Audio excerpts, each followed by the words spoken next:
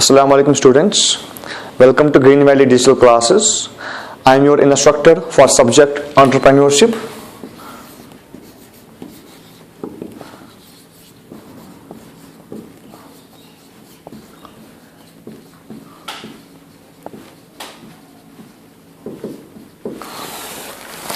इस सब्जेक्ट को डिस्कस करने से पहले मैं चाहता हूं कि आप सब ये जाने कि who is the person named Elon Musk? ठीक? Who is the person named Mark Zuckerberg?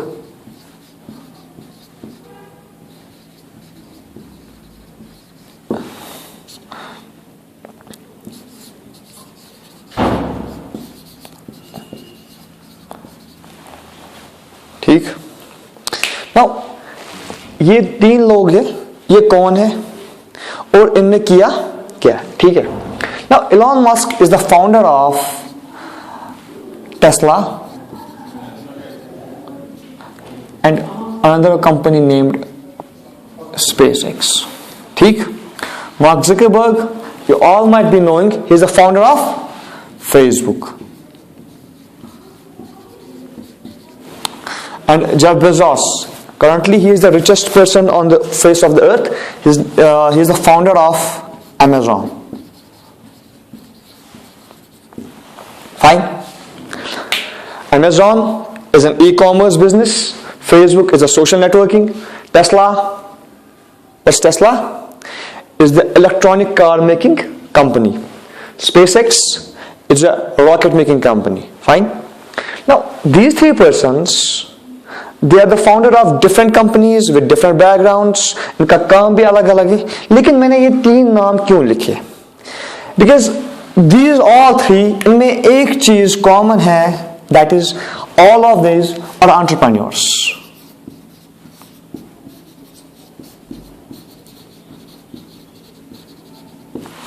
Fine, all of these are entrepreneurs. Now the question is, who is an entrepreneur? And what is entrepreneurship? Fine. Entrepreneur कौन होता है और entrepreneurship क्या है? Entrepreneur is a person. Entrepreneur is a person who does innovative things. Who does innovative things. And the process he undertakes is known as entrepreneurship. ठीक? जो एक काम करता है उसको हम बोलते हैं entrepreneurship, और जो इंसान एक काम करता है उसको हम बोलते हैं entrepreneur. ठीक है? लेकिन ये सब इनने कैसे किया है, इनने क्या नया किया है? मैं एक एग्जांपल लूंगा, दैट इज SpaceX. ये कंपनी है जिसको बनाया है एलॉन मस्क ने. ठीक? इसने क्या ऐसा काम किया कि इसको लोग बोलते हैं एंटरप्रेन्योर और इसके काम को बोलते हैं एंटरप्रेन्योरशिप. इस कंपनी के बनाने से पहले स्पेस में जो भी हम रॉकेट लॉन्च करते थे इंटरनेशनल लेवल पे, एक ऑर्गेनाइजेशन करती है जिसका नाम है नासा. ठीक? तो जब नासा लॉन्च करती है कोई भी स्पेसशिप, जो रॉकेट उसके साथ चला जाता है वो कभी वापस नहीं आता है. टेक्नोलॉजी ऐसी थी कि जो भी रॉकेट लॉन्च होता था वो कभी वापस नहीं आता था. ठीक? और उस रॉकेट का कॉस्ट होता था $8 million. $8 million, और वो कभी वापस नहीं आता था. इस बंदे ने बोला कि मैं एक ऐसा काम करूंगा, मैं रॉकेट एक ऐसा बनाऊंगा जो स्पेस में जाएगा फिर वहां से वापस भी आएगा. इसने एक प्रोजेक्ट बनाया, नासा के सामने रखा. इनफैक्ट वो रशिया भी गया. एक स्टोरी इसके पीछे, there is a story behind it. हमें वहां पे डिस्कस नहीं करना है, हमें वहां नहीं जाना है. तो थिंग इज ही प्रपोज्ड कि मैं एक ऐसी कंपनी बनाऊंगा जो रॉकेट बनेगा ऐसा, वो वापस आएगा स्पेस से. ठीक? सो किसी ने इसको एक्सेप्ट नहीं किया. नन ऑफ द एंटरप्राइजेस और none of the persons accepted him. इसको किसी ने एक्सेप्ट नहीं की. So what he did, before starting this company, he sold a company PayPal, जहां से इसको मिले ऑलमोस्ट $170 million. ठीक? इसने वो सारे इन्वेस्ट किए इसी कंपनी में। नाउ अब इसने जब इसमें इन्वेस्ट किए, he tried to make a rocket which would come back. He gave the first attempt, जब इसने पहला अटेम्प्ट किया ही फेल्ड, ठीक। Now in his second attempt again he failed.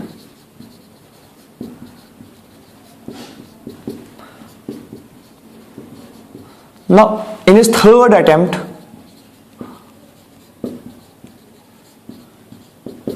again he failed.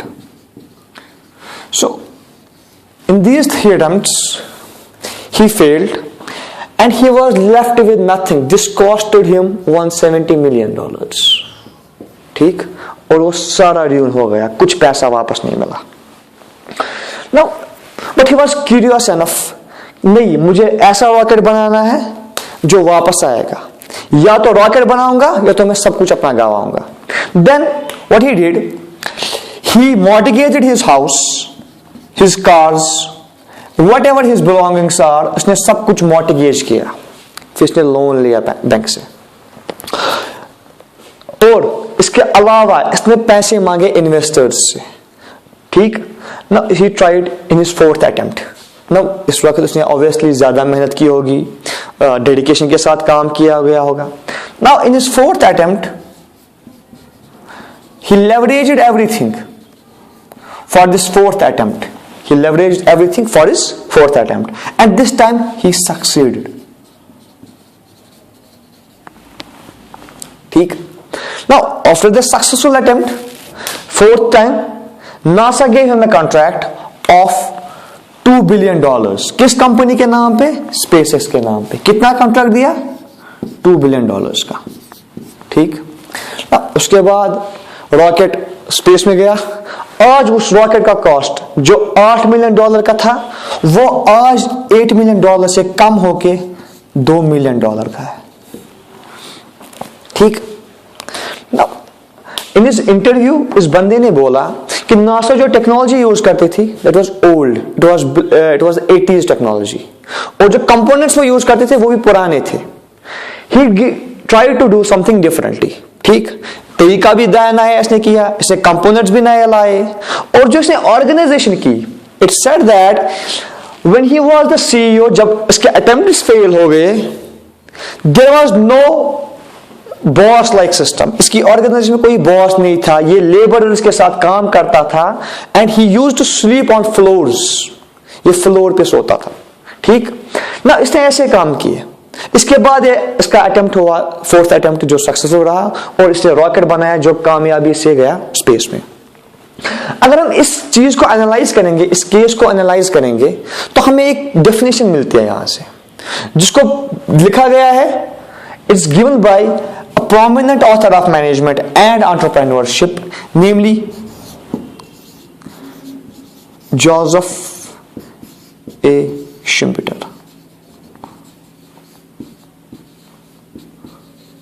ठीक। He said, entrepreneurship is an innovative activity which includes, इसमें क्या क्या आता है? या तो हम नया प्रोडक्ट बनाएंगे, creation of a new product, या तो हम नया प्रोडक्ट बनाएंगे। If it is not a new product, then it might be a addition to the existing one, modification to the existing one. हमने जो रॉकेट जो था, इसने इसी की मॉडिफिकेशन की, इसी को एडिशन कुछ किया, इसको मॉडर्नाइज किया, तब जाके ये एक नया प्रोडक्ट आया मार्केट में, ठीक। या तो ये हो सकता है, या it might be a new method of production, or it might be a new method of production. A new method of production को डिस्कस करने के लिए I will take an example. You might have studied this thing in your history class. A concept was given by Henry Ford, जिसने Ford Model T बनाया, Model T, ठीक। उसने क्या concept दिया? He gives the concept of assembly line.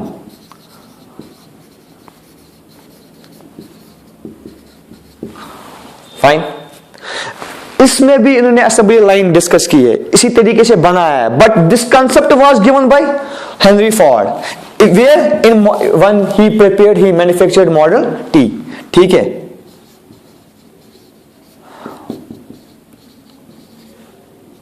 Henry Ford. Modern जमाने में जो भी प्रोडक्शन होती है it is as per assembly line.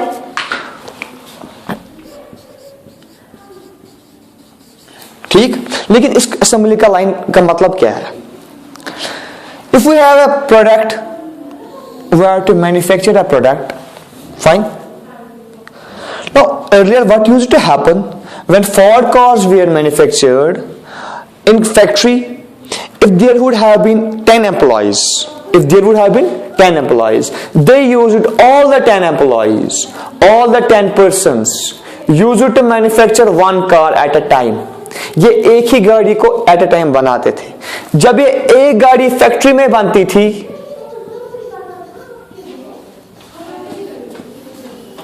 ठीक, फिर इसको ये ले जाते थे मार्केट में।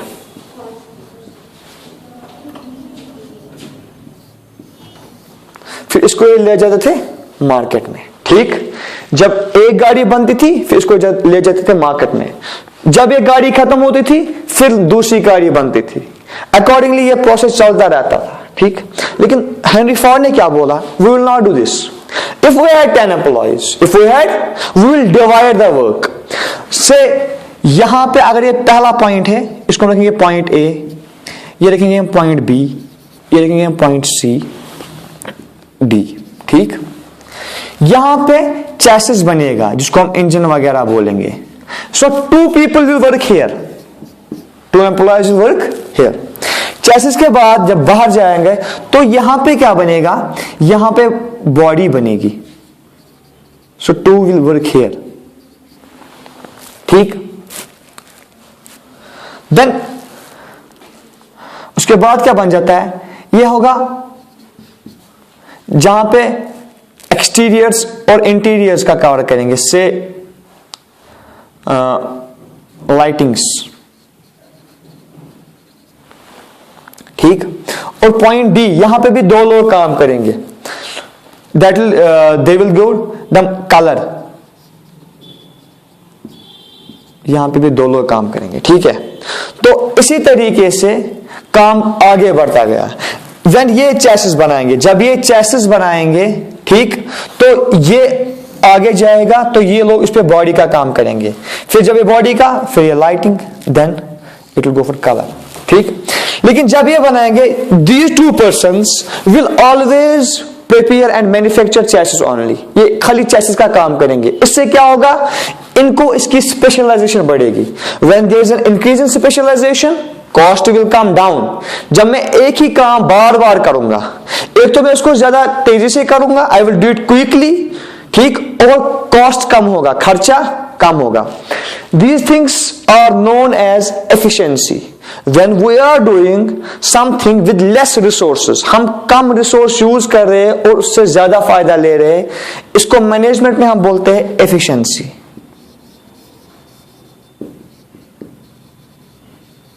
ठीक, तो इससे एफिशिएंसी आएगी। जब एफिशिएंसी आएगी ऑटोमेटिकली कॉस्ट कम होगा, कॉस्ट होगा कम।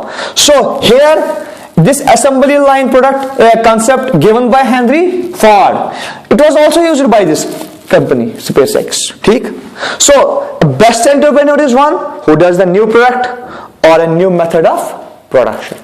ठीक, 2 things। then और या तो ये नया प्रोडक्ट बनाएगा या तो नया मेथड ऑफ प्रोडक्शन करेगा। A new market,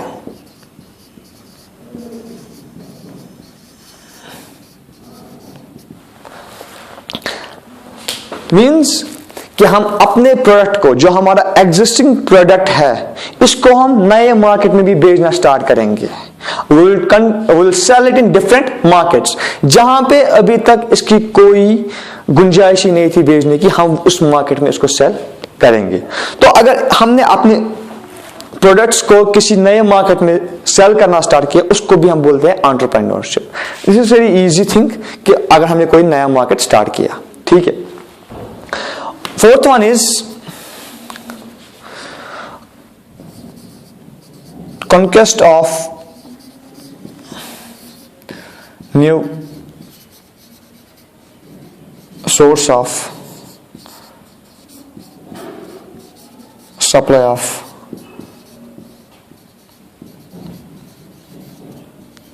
raw material.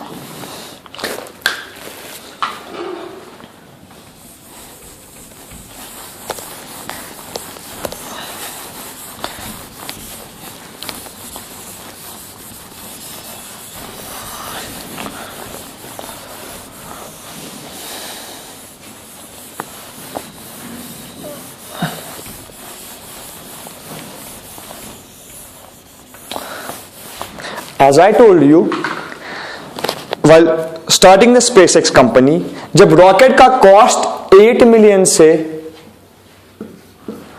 कम हुआ $2 million, fine. This guy named Elon Musk, who is the founder of this company, he said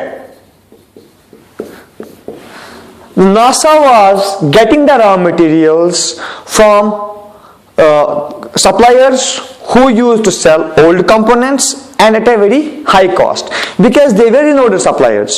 He founded new suppliers. इसने नए suppliers को ढूंढा जो एक तो इससे अच्छा प्रोडक्ट देंगे और इससे कम कॉस्ट में, तब जाके इसका कॉस्ट कम हुआ।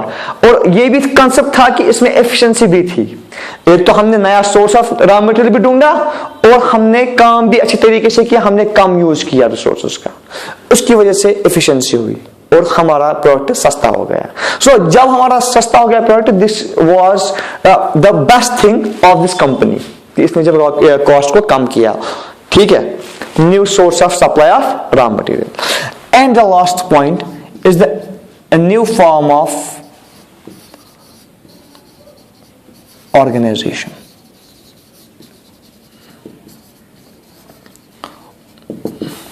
ठीक, a new form of organization. Now, entrepreneurship is not only that we will create a new product or we will sell it in different markets or we will get the new source of supply of raw materials, like हम सस्ता चीजें लाएंगे, इतना ही नहीं है।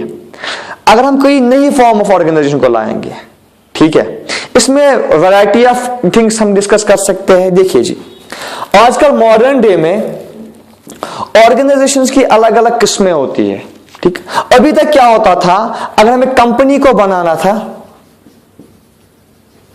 सो it used to have at least 2 persons। अगर हमें private company बनानी है, मुझे कम से कम 2 बंदे चाहिए थे कंपनी स्टार्ट करने के लिए। मॉडर्न डे में क्या होता है, we have a concept called 1 person company.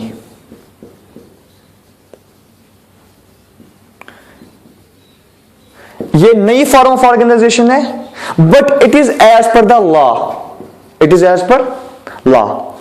अगर हम लॉ के बगैर देखेंगे, न्यू फॉर्म ऑफ ऑर्गेनाइजेशन का मतलब होता है हमें डिपेंड करना है, रहना है as per the structure, organisation structure.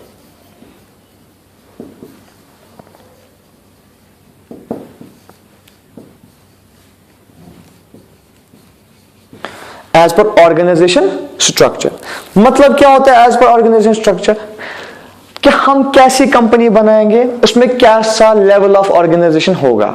ठीक, जैसे कि मैंने आपको इससे पहले भी बोला, when he founded this company, when he was working for SpaceX, there was no boss system, there was no superior, there was no subordinate। वहां पे कोई सबऑर्डिनेट नहीं था, वहां पे कोई बॉस नहीं था। ठीक है, सो ये एक प्लेन लेवल ऑफ ऑर्गेनाइजेशन थी, उसमें कोई हायरार्की नहीं थी, कोई किसी का सुपीरियर नहीं था और कोई किसी का सबऑर्डिनेट नहीं था।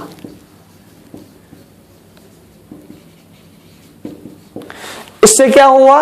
कम्युनिकेशन हुई easy between the workers and the owner. जब कम्युनिकेशन इजी हुई तो वर्क भी एफिशिएंसी के साथ हुआ। जब हमारे पास लेवल ऑफ ऑर्गेनाइजेशन होती है, बॉस टॉप पे होता है, फिर बीच में होते हैं मैनेजर्स, फिर होते हैं लो लेवल मैनेजर्स,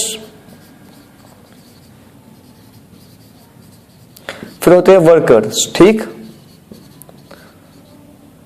तो जो फैक्ट्री में काम होगा इसमें टाइम लगता है एग्जीक्यूट करने में, क्योंकि अगर हमें कम्युनिकेट कोई बात ऊपर करनी होती है तो उसको हायरार्की के थ्रू जाना पड़ता है, इंफॉर्मेशन ऐसे फ्लो होती है स्टेप बाय स्टेप, इकट्ठे नहीं। लेकिन जब हमने इनको ही खत्म किया, this is direct contact between boss and workers, ठीक। ये तब था जब एक कंपनी छोटी थी, जब ये अपने इनिशियल स्टेज में थी, जब ये फेल हो रही थी। नाउअडेज द बिगेस्ट कंपनी, ये लिस्टेड भी है स्टॉक मार्केट में, तो आज ऐसा सिस्टम नहीं है वहां पे, बट जब इसको स्टार्ट होना था तब ये जरूरत था इस कंपनी के लिए, तो ये था तब new form of organisation. Fine. This was a definition given by Joseph A. Schumpeter. We related to this company SpaceX and how he does the entrepreneurship process there. ठीक है, तो हमने इसको समझा by using the example of Elon Musk in company SpaceX. ठीक है, समझ आई बात?